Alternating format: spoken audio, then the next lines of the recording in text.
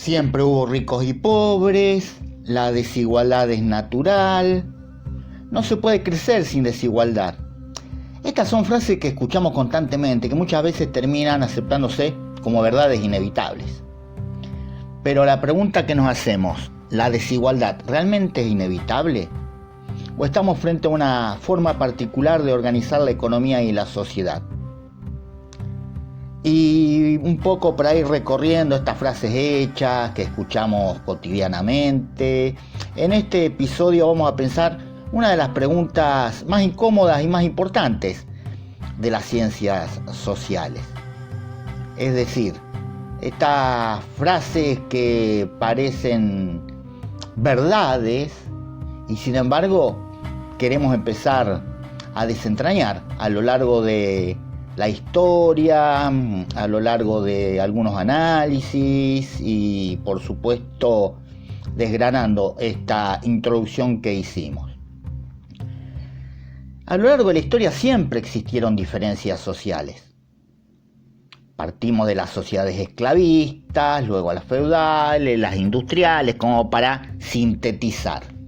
Cada una de ellas organizó la riqueza y el poder de manera distinta, cómo se distribuía, quién tenía o era propietario, de qué forma estaba sujeto los demás seres humanos, las demás personas, ya sea a través justamente de la esclavitud, a partir de poseer una pequeña parcela como el caso del feudalismo, y ya el trabajo asalariado en la era industrial.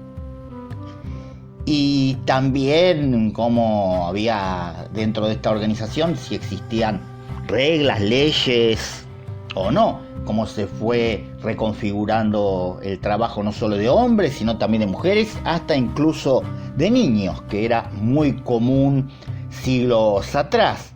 Y si bien hoy hay legislación y nos podemos llegar a encontrar en casos de trabajo infantil, obviamente que está prohibido prácticamente en todo el mundo, me atrevo a decir. Pero algo importante, la desigualdad no siempre tuvo la misma intensidad ni las mismas formas dentro de todo esto que estuvimos hablando. Por ejemplo, con la revolución industrial ya comienza el trabajo asalariado, la cantidad de horas, las formas de organización de ese trabajo, la automatización progresiva de algunas tareas que dejan de ser artesanales, se da un proceso también de urbanización en detrimento de lo que era el trabajo rural, si bien por supuesto el trabajo rural y la explotación rural existe hasta el día de hoy, lo que es la tierra, se ha ido reconfigurando. Podemos citar el caso de Argentina, por ejemplo, que hoy tiene prácticamente más de un 90% de la población concentrada en pueblos y ciudades, y esto también a su vez tiene que ver con el avance tecnológico en el campo, donde antes necesitabas grupos importantes de personas y hoy eso lo sustituyen las máquinas. También a su vez podemos hablar de la concentración económica, cada vez mayor en pocas manos como fenómeno global, lo podemos ver en nuestro país y en distintos países, y también incluso aquellos que se denominan socialistas. La desigualdad cambia con los modelos económicos y políticos, pero siempre la hemos tenido allí presente.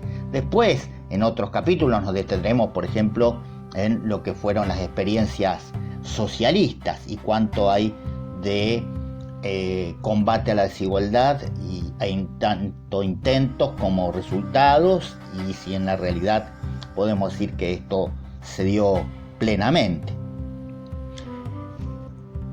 En cuanto a lo que es centrarse en el núcleo económico, muchas veces se plantea que primero hay que crecer y luego distribuir. Entonces la gran pregunta que hacemos es si este crecimiento económico beneficia automáticamente a toda la sociedad.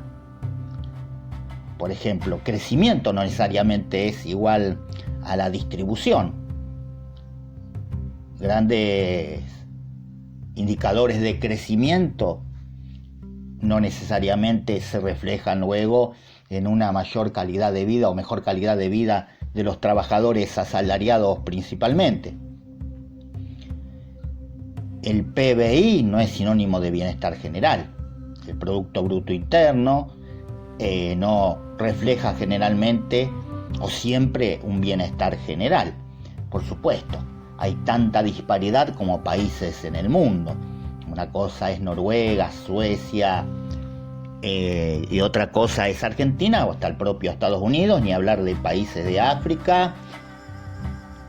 Cada uno de los países con sus distintas características. No es lo mismo Haití que, por ejemplo, Alemania.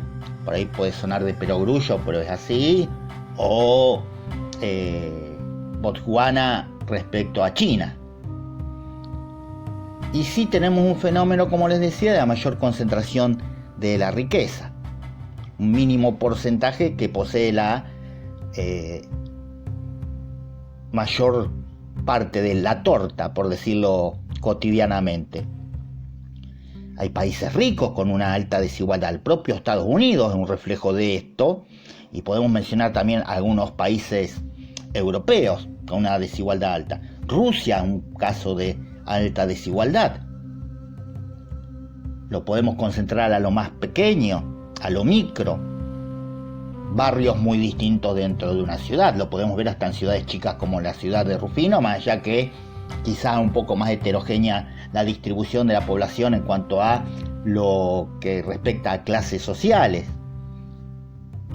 Y si vamos ni hablar a la ciudad de Buenos Aires, hay barrios, si se quiere, de donde se concentra los sectores más acaudalados, no solo en términos de la producción, sino también los barrios que son propios de personas del espectáculo, de la cultura, del deporte, y otros donde viven los trabajadores en general.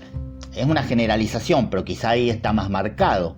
O también esto de elegir algunos partidos que rodean a la ciudad de Buenos Aires, lo que sería el llamado AMBA.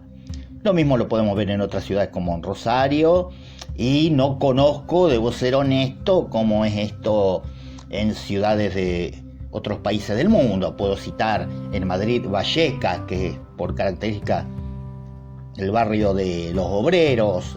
Podemos citar en Nueva York lo que es Manhattan, pero llego hasta ahí nomás, debo ser sincero. Una economía puede crecer claramente mientras millones quedan afuera. En la macro, la famosa macro, puede crecer y millones de personas no percibir esto. Esto que hablan los liberales, sobre todo de lo que es el derrame, esta teoría del derrame, de que si crece en conjunto la economía va a derramar hacia los sectores más humildes, los sectores trabajadores, la clase media. Acá entra fuerte otro punto, porque cuando hablamos de desigualdad no hablamos solo de dinero, también hablamos de oportunidades, de acceso, de educación, salud, vivienda, tiempo y dignidad. Es decir, cuando se habla de la meritocracia, por ejemplo,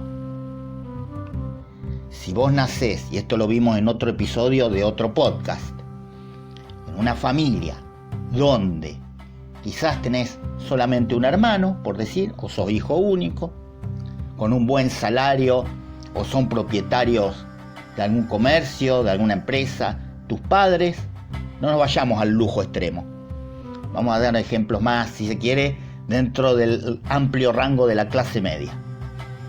Una clase media propia de lo que era en la Argentina hasta mediados de los 70, o incluso predominando dentro de la década del 80 también, ¿no? Un salario o un trabajo que ya te permitía pertenecer a esta clase media, levantarte, tener el desayuno, luego el almuerzo, la merienda y la cena, los útiles escolares que necesitas, la atención en salud que necesitas, o al menos desde lo preventivo también, una vivienda acondicionada,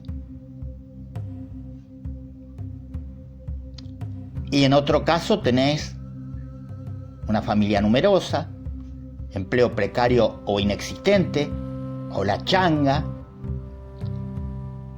problemas para hacerle frente a distintos, o el abono o mantener diferentes servicios. Entonces ya partís en desventaja, o partimos en desventaja.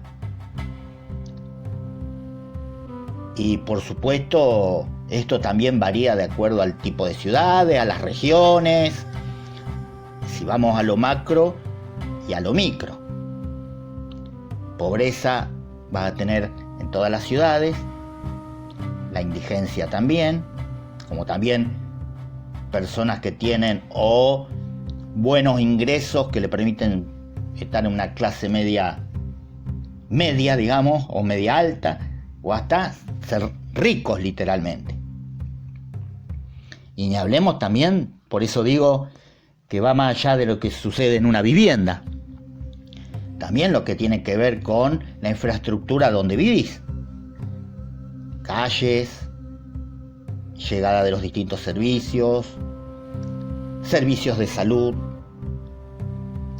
el agua que consumís, es decir, toda una serie de factores que van mucho más allá de lo que depende de nosotros.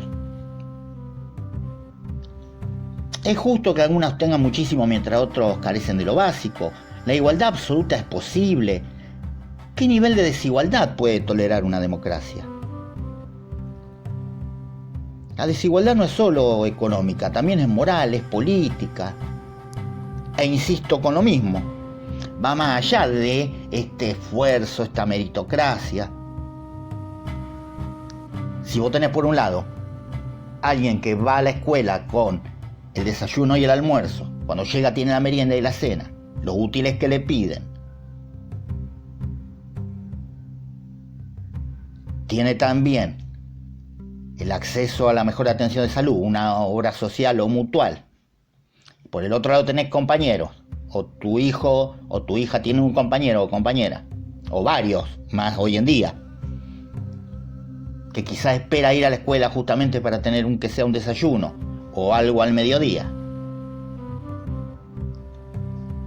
que muchas veces no puede llevar aquello que necesita, más allá que en todos o en muchos casos son las escuelas, los propios docentes, o hay que reconocer también hasta el Estado que provee algunas cosas.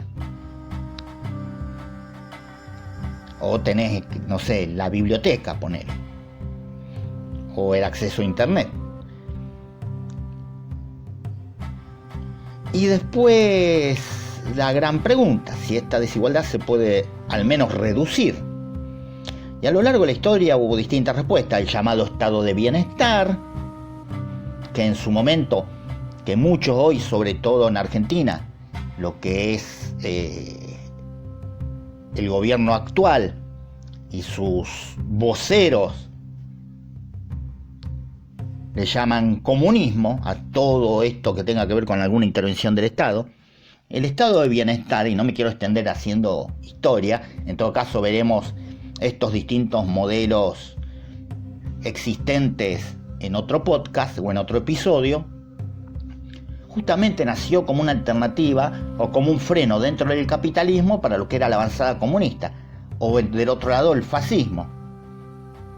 Es decir, como Estado brindémosle, garanticémosles algunos servicios, algunos beneficios económicos a la población para que no sea justamente estas opciones las que adopte el pueblo.